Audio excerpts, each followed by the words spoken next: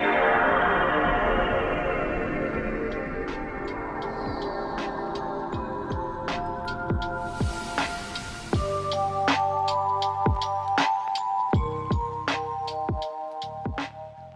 and welcome to Glitch Cube, we're a gaming podcast, and each week we take a deeper look into the art of video games. As always, I'm Christian. And I'm Chris. And welcome back, everybody. Thank you guys for joining us once again as we herald in the new year. Happy New Year, everybody. Forgot about that, actually. Didn't realize that. Maybe we have some very touchy subjects for you guys in this one. There's a lot of really interesting stuff going on in video game news around the country, around the world, actually, I should say. The country, nothing's really changed. America doesn't touch video games too much unless there's like nudity or copyright infringements or whatever the hell, right? But around the world, there are some really interesting things going on, specifically in China with some of those things that they are doing for gaming as far as banning some stuff, regulating hours, all of that. But we will go into details on that very soon. But before we do, because it is the New Year episode and I'm just kind of rolling off of the first thought here, should we go over just some quick New Year's resolutions real fast? We didn't do that last time. I don't know. Oh, yeah. I like that idea. Yeah. In regards of gaming? Yeah, sure. Why not? Or anything in general. Yeah. Yeah. I think I love how every year I kind of tell myself, I think this is the year I'm going to hit my backlog. But honestly, like, with how amazing this past year was, like... The backlog is 2023. Yeah, I looked at my list of indies I still want to play for 2023 releases, and I'm like, there's still a pretty good list. I'm like, it comes down to are these gonna actually be worth my time kind of thing? And regretfully, a bunch of them actually do look like a lot of fun. But I think this year, there's a lot of RPGs I wanted to play when I was younger, but I knew I wouldn't understand them. And I know I said this before with Vagrant Story and even Lost Odyssey. I just never probably would have cared for them when I was younger, in a sense where it's I know that they're more mature. Mm-hmm. So I kind of want to dive into those. I would like to explore more of old adventure games, like the LucasArts stuff. So Police Quest and Grim Fandango, things like that. But yeah, just trying to see a side that I haven't really seen or have been wanting to play for more than a decade. But yeah, I mean, who knows? This year might have a bunch of games come out. I feel like this year won't be as intense as last year, but I mean... I don't know. You say that now, but we talked about a bunch of games that were coming out next year, or this year now. Ooh, weird. Yeah. And they're only coming out in the first quarter. So who knows, man? It could be crazy. I know. I'm hoping they all come out first quarter, and then I just play the whole year catching up. But, that never works out like that. That's not going to happen, yeah. But what about you? I got a couple. So first things first, number one on the list, it's going to happen, is playing and beating Vagrant Story. Don't care. That, we talked about, like I said, talked about it way too much. It's going to happen. But on top of that, one of the things that I really want to do this year, and based off of things that have happened recently to me, in my personal life, I really want to expand my skill set. I want to develop better, new things, and I have some stories and game ideas and graphic novel things that I've been kind of baking around in my head for years, and I really want to just get them on paper. I'm okay if I'm not trying to jump the gun and say, I want to make a full graphic novel in the year 2024. No, I want to at least start that process. Right? I want to take those first steps and get them out of my head and get them onto a sheet of paper, get those ideas, just kind of share them with people, bring them to life, right? One of the biggest quotes I remember, I don't know, it's just this theory or concept where you have to actually breathe life into your ideas. And the only way to do that is to speak about them and share them with people. So that's one of the big things I really want to work on this year, is at least start those projects that I've been putting off for so long due to work schedules, just getting tired, things like that, right? So my ultimate goal is to really expand my skill set in the world of gaming and art in general. So that's my ultimate goal. Even if it's just like a little tiny game, like I just want to make something. I want to stay creative and stay busy. So graphic novel would be cool. Yeah, I got some fun ideas. I'll have to talk about them sometime, because I've actually have one story that I started writing, I think my first year of college back in 2008. Yeah.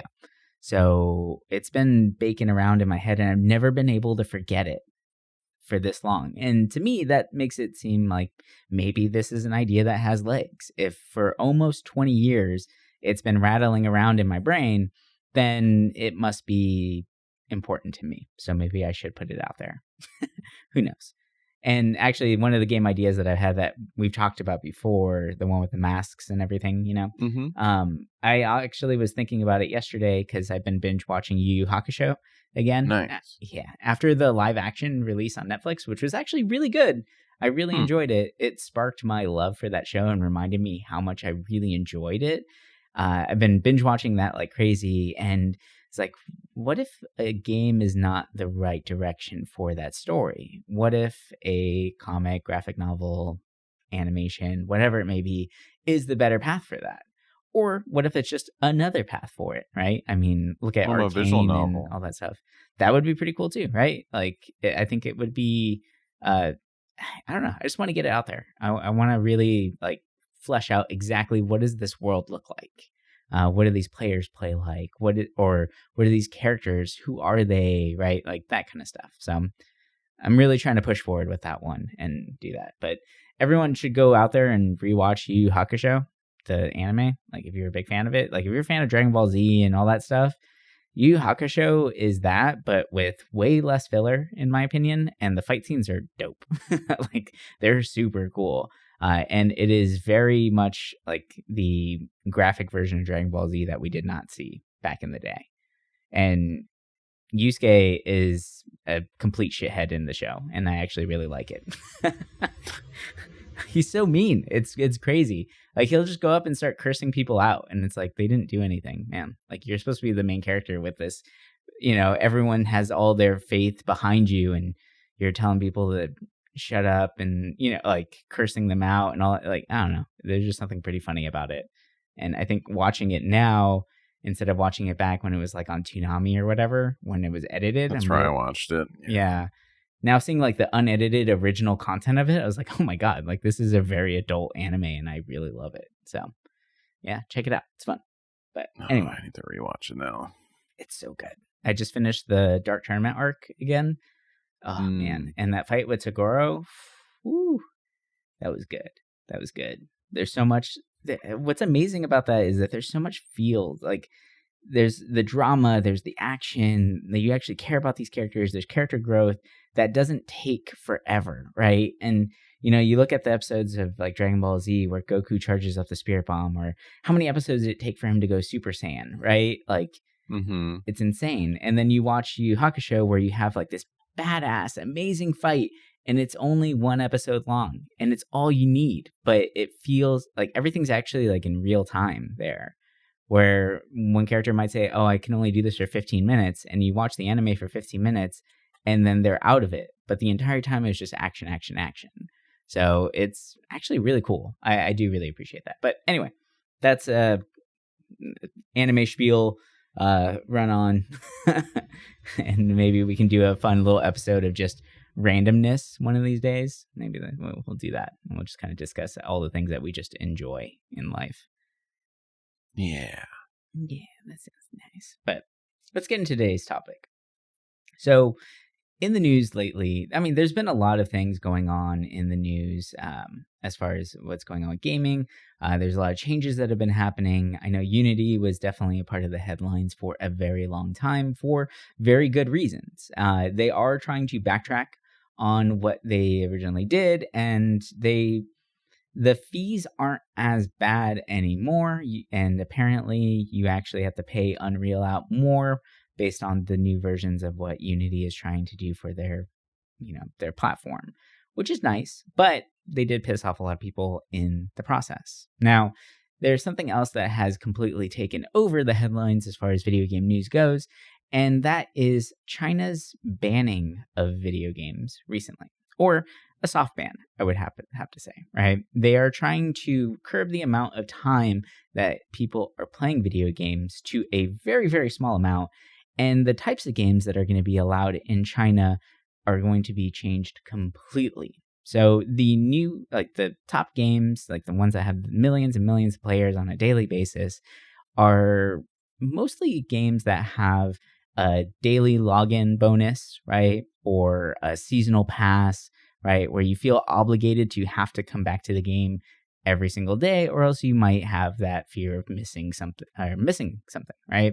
Whether it's a costume, a dance, or whatever. Usually it's cosmetic things. It's never really like game changers, unless you're playing that one Star Wars game where it's completely pay to win. But anyway, so the big thing here is that they are going to make it, or they've made it so that you cannot play those styles of games. So any game that has a sense of you need to play it every single day, whether it's a login bonus or a seasonal pass or something like that, those are completely banned in China. And then for people who are under the age of 18, they can only play games on the weekend, right? But they can only play, and the numbers change depending on which article you're reading, but it's between 1 and 3 hours a week. And that's it. So that's really not that much. I don't know. Whenever I sit down to play a game, I usually end up playing for about 3 or 4 hours a day, right? And I'm not playing every day, but that's a good video game like session for me, you know? But now for the entire country of China, 1 to 3 hours is all they get the entire week. And I don't know exactly how they're regulating this. Like if there's like a full shut off. I know that for the phones in China, they actually have it where you can set up time frames in which the phone can be on, or what apps can be available. So like you can actually parent lock it so that games cannot be opened between X hours, right? So if this is a government-wide ban on these things or government regulation, does that mean that every single Xbox, PlayStation, PC out there, right? Like, do they have to bake in that internal clock in order to follow these standards? I don't know, but it feels very intense, right? Like this feels like a lot, but they are saying that it is to counteract gaming addiction. So there is a reason, but it feels like they might be pushing a little too hard about this. But then again, this is also coming from my point of view, right? As far as being in the United States, I don't see like the major issue with playing games, because a lot of people I know that play games do have a life. I mean, you got a kid and you're married, right? Like, and you play a lot of games. So I don't know. How do you feel about this, like this regulation? So I can understand why people would want, a regulation in a sense, especially for people that don't play games, because they'll be like, well, they're partaking in I guess I'm going to look at it as like, say, for adults first, right? Because obviously the ban in China is for children, right? But with adults, for me, it's like I've learned how to adapt my time to play games, right? Like, I mean, yeah, when if my family's gone and I'm just, at the watching the house or something like that, yeah, I'll play. And I did that the other day where I just played 4 hours and it was amazing. But, for me, it's like, okay, if my family's up, I'm not gonna go hide in my room and just play all day while, my wife is watching the kid, or, I want to make it so it's like equal ground, basically. And this can be with anything, right? Like for me, as much as I just want to play games all day, I realize I can't do that just because I I want to be there for my family. Right. But, it's for people that don't have that kind of stuff where it's like for them, they might just work, maybe go to school. I feel like it's a little bit harder to maybe discipline yourself unless you find other things to do. And, before I had a family where I was just working and going to school, that basically like that third thing I did was usually just playing games, right? Like I might work out a little bit, but usually it was just playing games. And I think there's a difference between people that, when they get sucked into the point where it interferes with their life, right? Like I don't say it stunts their growth because it's not the right term, but it basically like it creates a stagnant lifestyle for Mm-hmm. them where, I'm just going to play a game and not do anything, right? It's where you escape, but you're escaping too far. And I think while I know that exists and I know people that, you know, have gone that far. And I mean, I feel like I went there too at one point where that's literally all I wanted to do, but it was never to the point where I wanted to like, shut away from even my mom or something like that. Like I'd always Mm-hmm. be present, but I it's just weird to think that there'd be people like that where it's like, I'm just gonna play Fortnite all day and not be around, you know. I like there's stories I hear of like dudes or, wives who will just play and not do anything with their family all day. And it's like, I don't know, that's a I little feel bit like there's much. a deeper seated issue there. And I think it Right. also comes into like a lot of times with multiplayer games too, because it's like for me, I play a lot of single player games. So for me, it's easy to be like, okay, I've had my story fill of the day. I can go and run to the store and grab something, or I can play with my kid. Mm-hmm. If I was playing Fortnite or Counter Strike all day, it's like, oh, I just want to play one more match. Oh, I want to do this. Oh, my buddies want to play now for 5 hours. It's like I can see that mentality. And that's even for adults. As a kid, I mean, when I was a kid, yeah, I mean, all I did was play games. I didn't really have a whole lot of interest in a lot of other stuff. So for me, like, that was my main interest. And I wish, like Twitch and all that stuff existed back then because that I would have been set. I would have been on all day, every day. But it's it's hard to say with children like how limited they should be.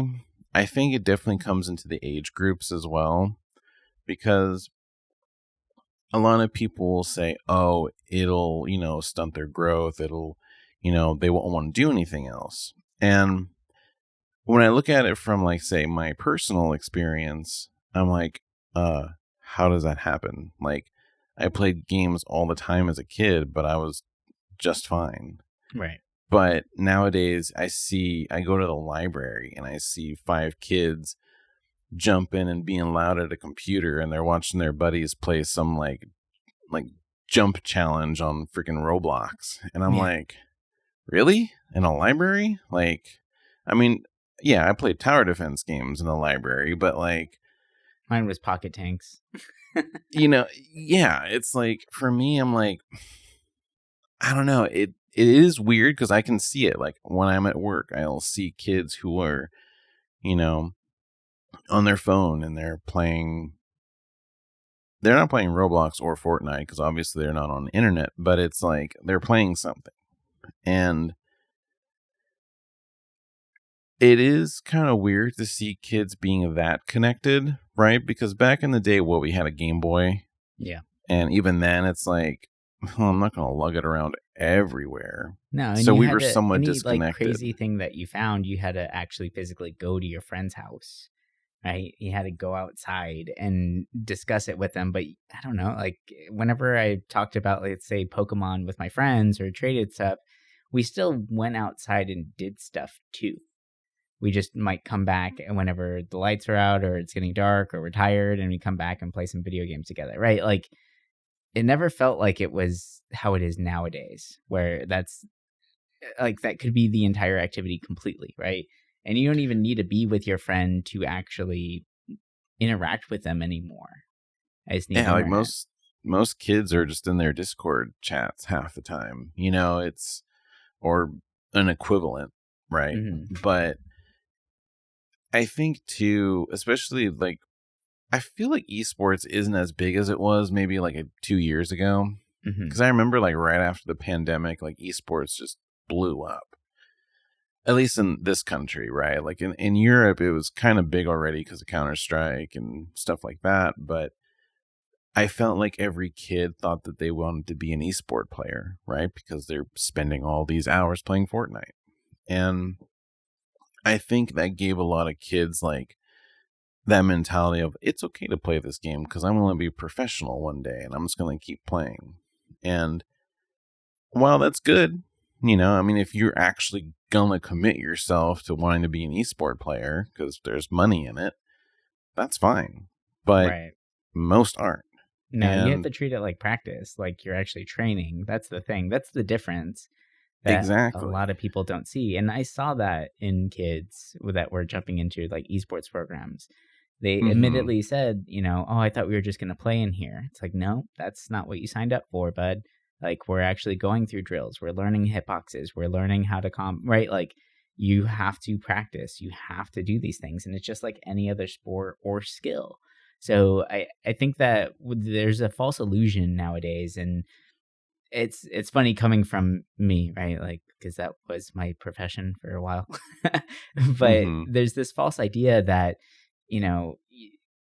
playing games will get you rich because they see all these people on YouTube that make it look so easy. And we fall into that same trap too, right? Like, Mm-hmm. whenever we're looking, I mean, I fell into it for a little bit and I even started trying something out because I was just looking for some extra income on the side, right? Like of drop shipping or whatever it is. And you go to these YouTube sites, there are these how to do some things, and they make it seem so easy to do it. Well, the thing is that either one, they are experts in their field, right? They've been doing this for a very long time, or they're not showing you the entirety of it all, right? I can't tell Yeah. you how many times I looked at a how-to video, did everything exactly how the video said, watch the video over and over and over again, realizing that I'm just giving them so many views right now. So you're welcome to some of those how-to videos, only to come out with a failed project at the end, right? And then whenever I step away from the computer, step away from YouTube, go through the project on my own, I realize, oh, well, it's actually missing this. This can't work without this.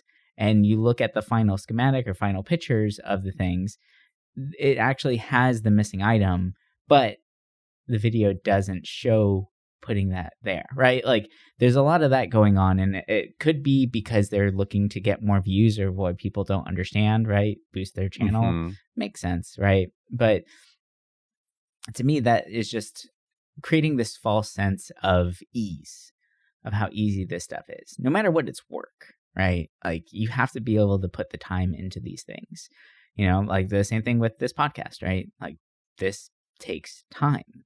You need to actually have time to do it. And a lot of people think that you can just make a podcast, put it out there and make a bunch of money. No, I'm sorry to burst your bubble right now. That's not how that works, right? Like you have to actually put the time and the effort in to accomplish those things. And it becomes a part-time job, right? And that's whenever you have to figure out, is this losing the magic by it becoming a part-time job, right? So there's a lot into it that way, but I think that because of the false sense of ease online and the ease of access to these things, yeah, you're starting to see a lot more kids and adults and everyone getting really, really hooked on these games, which is not, I mean, playing games is not a bad thing. I mean, we have a freaking video game podcast here, right? If we start advocating that games are bad, that would look weird. But that's not what we're trying to say here. It's just everything in moderation. So seeing the restrictions that China is putting on their games, I can see where they're coming from, right? It makes sense, but it's another one of those issues that whenever the government gets involved in a media source that they don't fully understand, they start making regulations that don't hold any merit or any weight, right? I mean, you look at certain studies that have been going around to help with Alzheimer's or even help with ADHD or autism.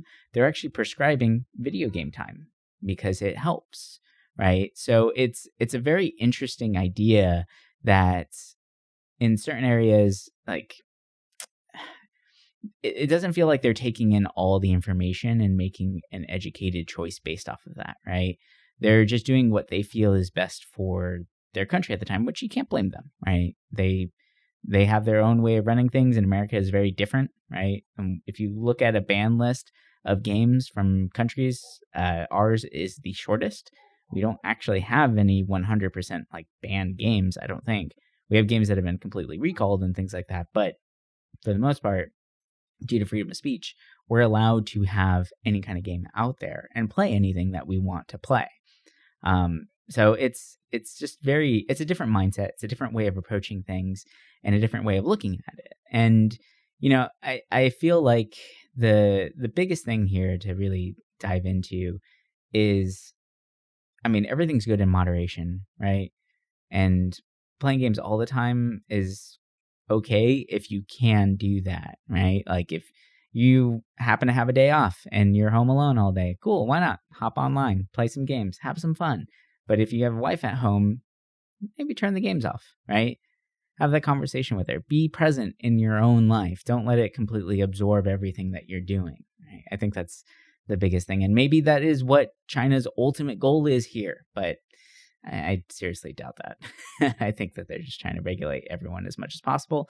And because some of the games that have been banned in China are kind of ridiculous when you look at it, right? Like in most countries, the games that are banned are due to hyperviolence or something that clashes against the government. But then you look at China and they banned Animal Crossing. Really? Like one of the seemingly most, I don't know, like friendly games out there that they completely banned it. And the reason being is it does fall into that trope of this has daily rewards. So it has to be taken out, right?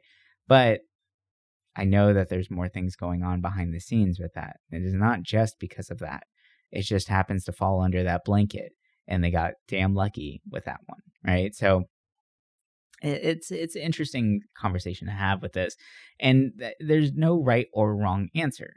Gaming addiction is a real thing, but being addicted to anything is possible. And it's really just gaming addiction or any kind of addiction is just something that takes you away from your normal day life and might undermine your personal relationships in some sort of way.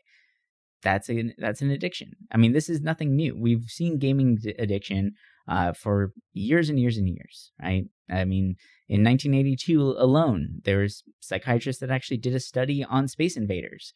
And before it was called gaming addiction or gaming disorder, it was called Space Invaders obsession, right? Like that was the whole thing. It's been around forever. And I mean, when the government, like I said, when the government gets involved in media that they don't fully understand, that's when we start having issues. I mean, another example of that is when Tetris was released and the government actually thought that it was developed by the Russians to lower productivity of Americans. And they tried to ban the selling of Tetris in America because of that. They thought it was actually a ploy during the Cold War to get Americans to be less productive. That's stupid. Right. So, but I can't say that about every government. I'm sure that they have their reasons and their reasons might be valid for whatever there is, right? Cultural differences, stuff like that. So I don't know. There's a lot to kind of dissect there. I know I kind of went on a little rant, but yeah, it's just different. When you look at the gaming industry in China, like it's interesting if you look past all of kind of what most people think about them as, where it's like just gacha games and all that kind of stuff. When you look at like some games that have come out of there the past few years, like there's a lot of good games that come out of there, right? It's just half the time either we don't hear about them or they come out and they're just kind of there, even though they sell like crazy great out there. But out here, no one covers them, which is always kind of weird too. But I think when you look at the reasoning behind them controlling like children playing it, I feel like if they did something like that out here, I'd be very curious. I mean, I'm against the government limiting, like controlling that much of our lives in general. So, I mean, and I feel like most people in this country would feel the same way too. Well, and they can't legally do it because of freedom of speech and everything like that too. Yeah. And it's like, I think a lot of people nowadays, at least in this country, have kind of embraced that gaming has become a part of most children's lives, at least in some way or another, right? Like in a lot of ways, most things are games to kids, so it just they grow up with it now a lot more. Yeah, like schoolyard games have changed. Yeah, it's a different time, and I think that talking to their children and being like, hey, like maybe you shouldn't play all day, right? Like especially if you have school going on, if it's your semester, like as a kid, like maybe cut it out, at least if it's interfering with your grades. I mean, when my kid grows up, if they want to play games, if their grades are great and they've spent enough time hanging out with me or the family and they just want to play games, sure, why not? If it's not affecting you in a negative way, then I have no problem with it. But when you look at 1 hour or 3 hours for the weekend, it's like, okay, so what are you? I feel like the idea behind it is like, we don't want our kids to be dumb and we want them to focus on, being book smart or doing something, basically being productive, which, I could see most people agreeing like, oh, that's a good thing. But I don't know. In a lot of ways, restricting a kid is never a good thing because a lot of times restrictions have negative outcomes. Oh, yeah. And That's I when feel they start like rebelling and everything. Yeah. in a culture that seems very strict and very regimented, like doing that, you might take away that kid's release from the stresses of school or the stresses of just social interactions, right? Like sometimes kids play games to escape what they're going through in life, and being restricted like that, like it's tough, like especially if it's like a kid that doesn't want to play like an MMO, which I was interesting reading that there's been so many MMOs popping up in China, and a lot of mobile ones, which I mean obviously kids can get a hold of those a lot easier than ones on PCs. And it's kind of fascinating, especially when you look at how they want to do away with the the daily check-ins, the gacha stuff. I don't think that's going to happen out here. I think that stuff will stay in the games, right? Because a lot of times American companies have their own systems built in, and sometimes publishers over here can make their own rules regarding that.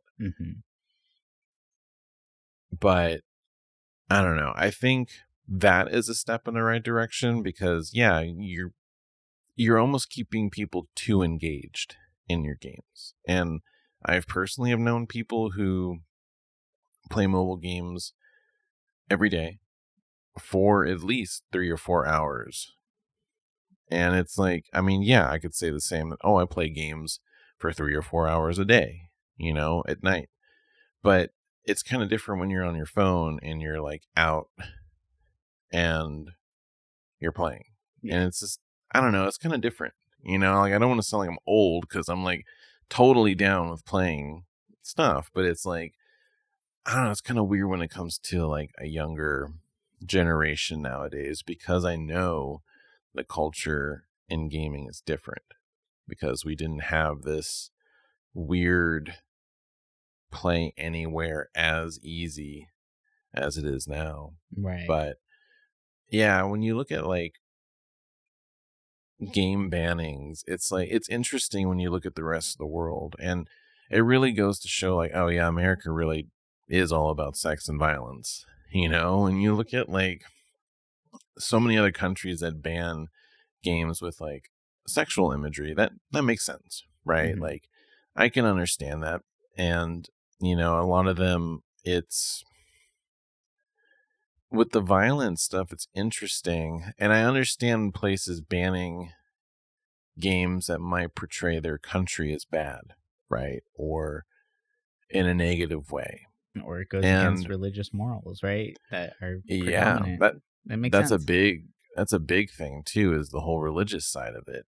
And it's interesting because you would think in this day and age it'd be different, but in those countries it's still the same, right? Like obviously they have a different mindset, different life than say out here, but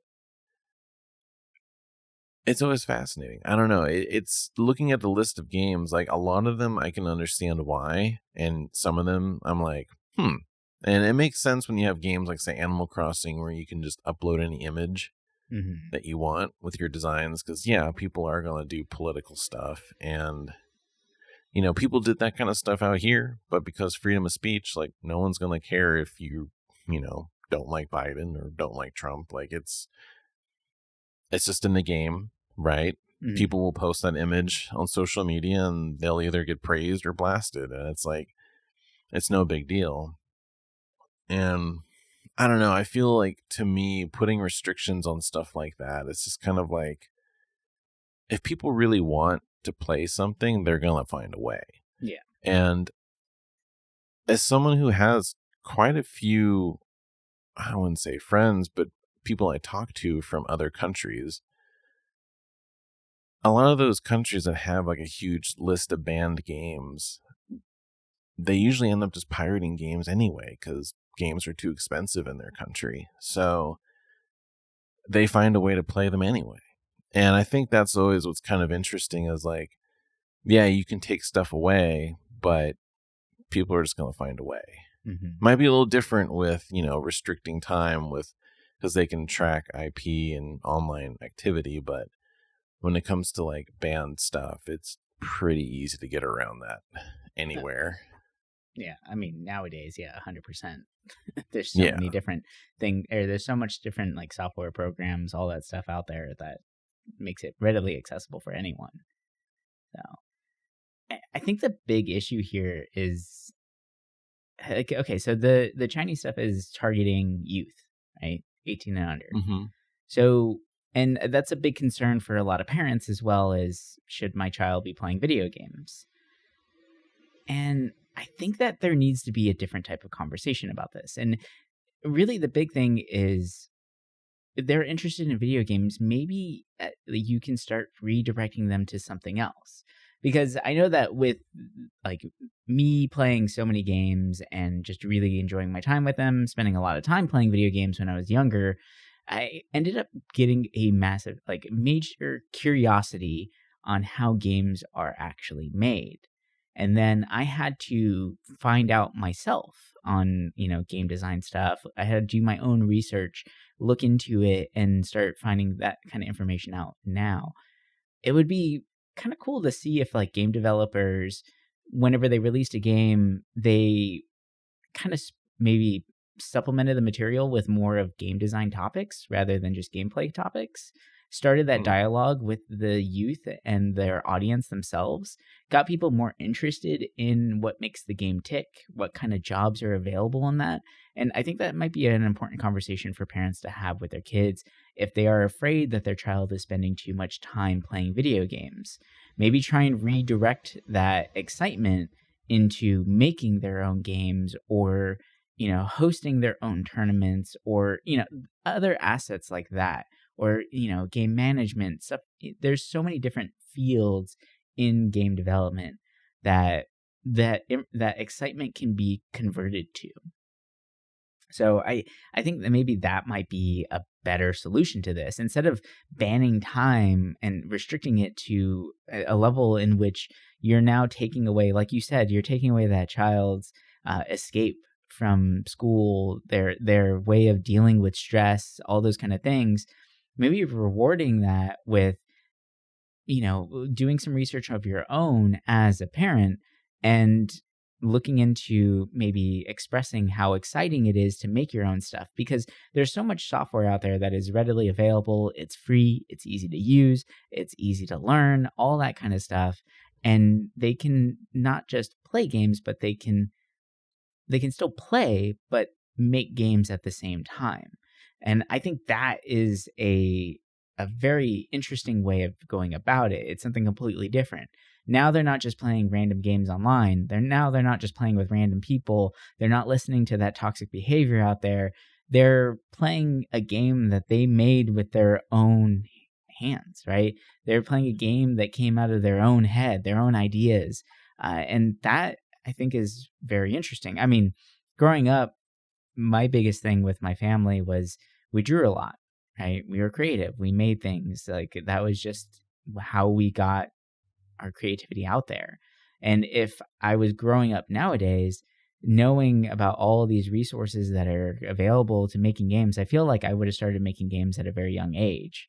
And, Mm-hmm. right? Like, because it is so readily available, it's so easily there.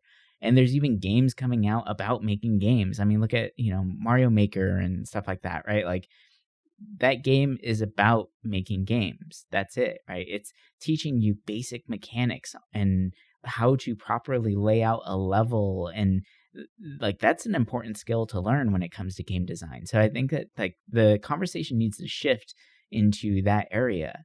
Okay, your kid is really interested in this. Well, maybe this is a field for them to do something else, right? To learn a new skill, right? It's like, if a kid picks up a football and starts throwing it around, and now all of a sudden the parents are like, "Oh, he likes football," and now they devote all their time to it. They even let him, kind of drop on his grades and avoid going to birthday parties because he's got practice, right? Like, what's the difference, right? Yep. Like, it's the same exact thing. It's a trait, it's a hobby, it's a skill set that they are now learning based on something that they are very, very into.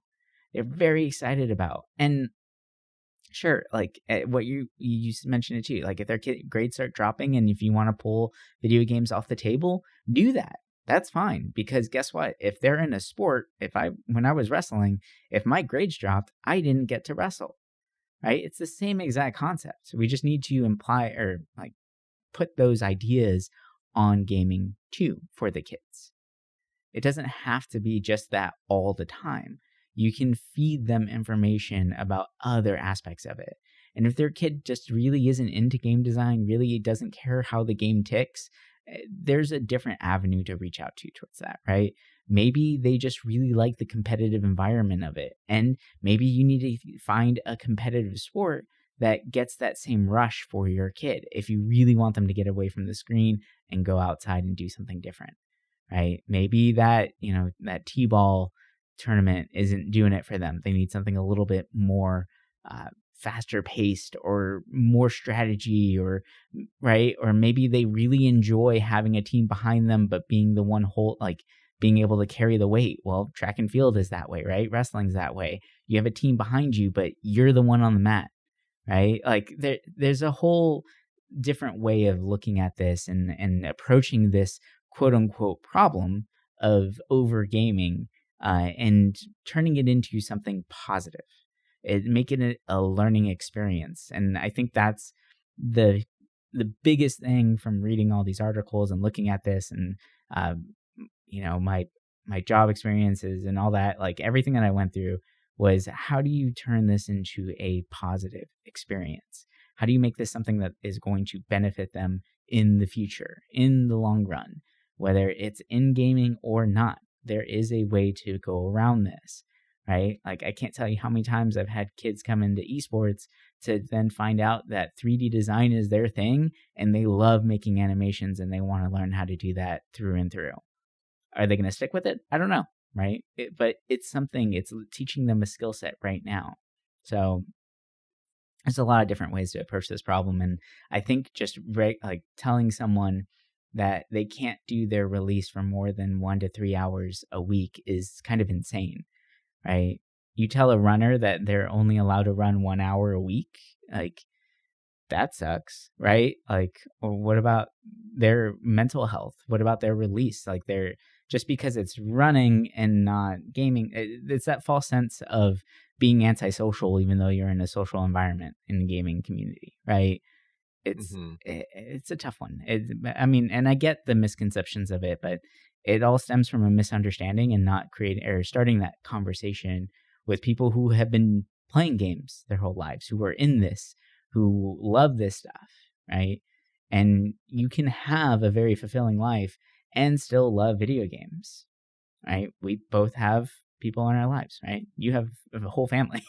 I have 2 fur babies with me, right? Like, it is possible, it is doable, and you can still have that fun with gaming. I mean, last year we played a bunch of games, but we still went to work, right? We still came home to our loved ones. We still had quality time with our families, right? Like, it is doable. And I think that one of the things too, when it comes to addiction, is it's hard to say, I know addiction is really difficult to deal with, but if it really means a lot to you, like if family really means a lot to you or those kind of things, or if you are the one that is outside looking in and you want to have that relationship with your child, with your family member who is dealing with an addiction, no matter what it is, like, you have to also put the time in to understand and be able to speak their language too.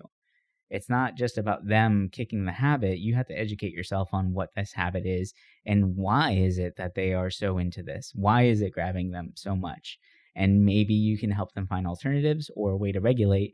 Or if you are a parent and you want your kid to not play so much video games, play the game with them, right? And then whenever it's time to turn it off, you turn it off. You're there. You're watching. You're regulating 100%. Right? Like, you're monitoring the entire time. And if you don't have time for games that day because maybe you're tired from work or you got something you need to do, then, hey, guess what? No games today, because this is parent-child time. Make video games a parent-child time like board games was for us back in the day. It's the same concept. So, I don't know. I feel like there's a million different ways to handle this problem, but it really all stems from just having a proper conversation first about it and not just making it go away completely, because it won't.